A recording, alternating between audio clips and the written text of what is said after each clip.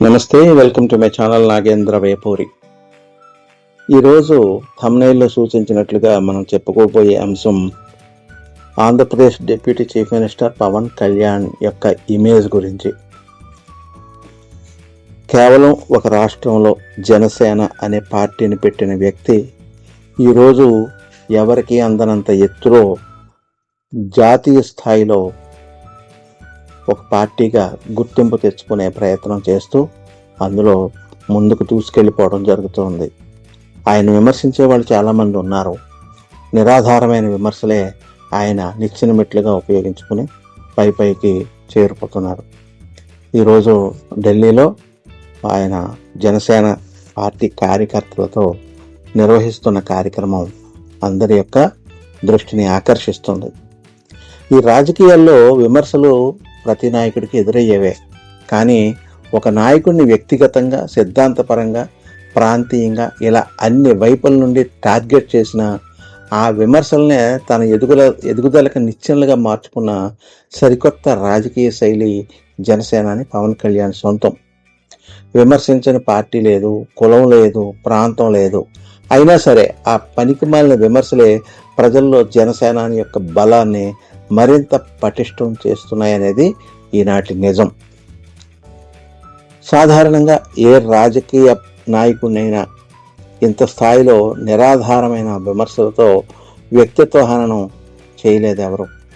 కానీ అలా జరిగితే గనక ఆ పార్టీకే సదరు పార్టీ కనుమరుగైపోవడమో లేదా ఆ నాయకుడు రాజకీయాలకు దూరం అవడమో జరిగి ఉండేది. కానీ పవన్ కళ్యాణ్ విషయంలో మాత్రం సీన్ పూర్తిగా రివర్స్ అయింది. తాను ఎక్కడికి వెళ్ళినా ప్రజలకు ఏం చెప్పాలనుకున్నారో అది స్పష్టంగా చెప్పేసి రావడం ఆయన శైలి. విమర్శించే వాళ్ళని అస్సలు పట్టించుకోకుండా తన పని తాను చేసుకుంటూ పోతుంటాడు ఈ పవర్ స్టార్ పవన్ కళ్యాణ్. ఎవరైనా మీడియా ప్రతినిధులు ఫలానా వాళ్ళు మీపై ఇలా అన్నారు అని గుర్తు చేస్తే, అలా అన్నారా, నేను చూడలేదు, వినలేదు అంటూ ఓ చిన్న నవ్వుతో దాటవేయడం పవన్ కళ్యాణ్కే చెల్లింది. తోట ఎప్పుడు పేల్చాలో ఆయన తెలుసు. పవన్ కళ్యాణ్ పైకి మౌనంగా కనిపించినప్పటికీ ప్రత్యర్థులకు ఎక్కడ ఏ విధంగా గట్టి కౌంటర్ ఇవ్వాలో, ఏ విధంగా మాటలతోట పేల్చాలో ఆయనకు బాగా తెలుసు. అది సరైన సమయంలోనే సరైన విధంగా బయటకు వస్తుంది, ఎదుటి వాళ్ళని చీల్చేస్తుంది.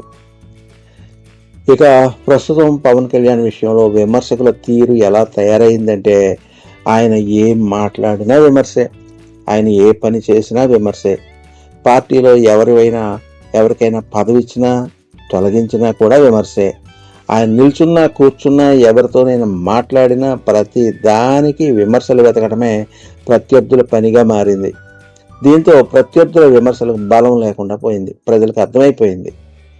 అలాగే కళ్ళు మూసుకుని చేసే విమర్శల వల్ల ఈ పవన్ కళ్యాణ్ ఇమేజ్ ఎక్కడా తగ్గకపోగా రోజు రోజుకు మరింత పెరుగుతూ పోతుంది.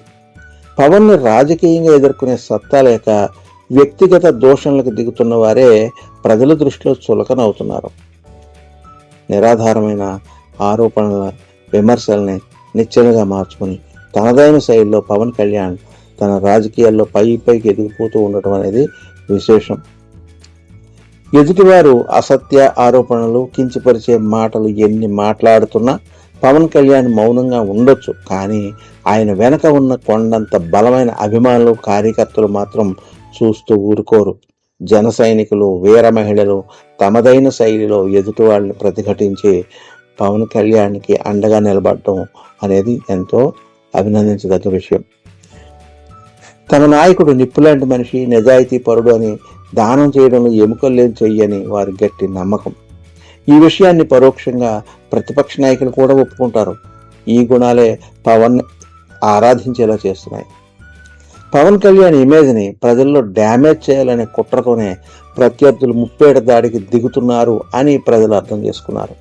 అయితే ఈ అతివృష్టి విమర్శల వల్ల ప్రజల్లో పవన్ కళ్యాణ్ పట్ల ఒక బలమైన సానుభూతి మొదలైంది.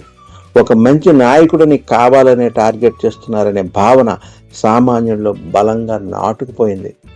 కాబట్టి ఎదుటి వాళ్ళు గ్రహించుకోవాల్సిన విషయం ఏమిటంటే, ఏదైనా ఆధారాలు ఉండి సద్విమర్శలు చేస్తేనే ప్రజలు హర్షిస్తారు. కేవలం వ్యక్తిగతంగా దూషిస్తే పవన్ కళ్యాణ్ని, ఆయన ఇంట్లోని వారిని, ఆడువారిని భూత పదజాలంతో కూడా విమర్శించి నిందించే వాళ్ళు ఉన్నారు.